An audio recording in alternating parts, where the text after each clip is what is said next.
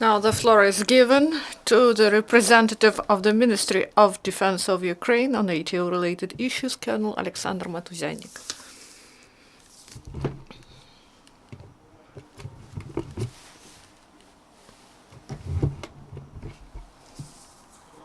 Good afternoon, everyone. Now, the information about the events in the ATO area,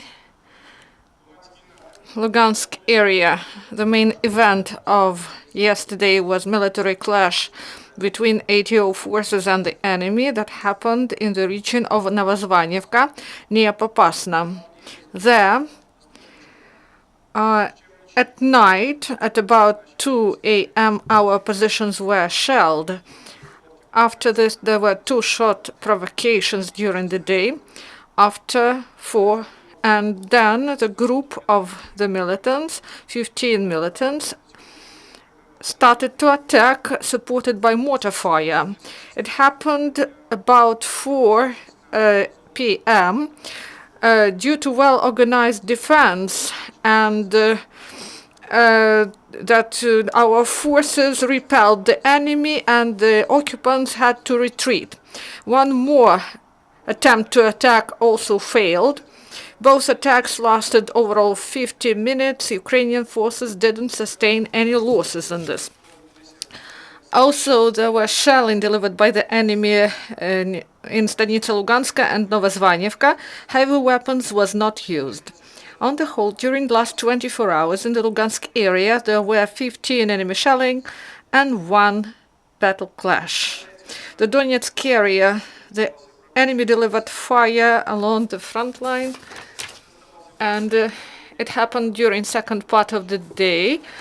And starting midnight till 1 p.m., it was calm there. Heavy weapons was not used.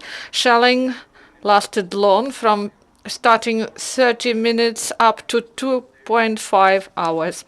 And on the whole, in Donetsk area, there were 9 enemy shelling. The Mariupol area, the situation remains the same. The main battle actions are in the south. In Talakivka and Shirokina, there were 3 mortar shelling delivered by the enemy.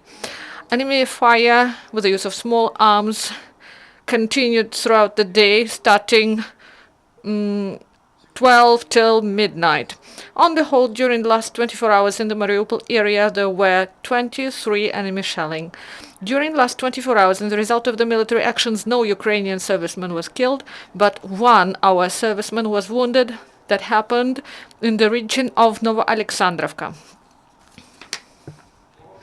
Volunteers help Ukrainian servicemen at the front line. Yesterday, in Kiev, Ukrainian charitable Christian organization provided 4 vehicles for armed forces of Ukraine. These vehicles were sent to the ATO area that day. And the National Guardsmen brought presents to children of Slavyansk. These were toys, books, and stationery, sweets for children in the ADO area. This was provided by volunteers and children of Kievshina. And 2 trucks went through Mayorske checkpoint, bringing humanitarian freight from international charitable organization for the residents of occupied territories. Do you have questions? If there are no questions, thank you.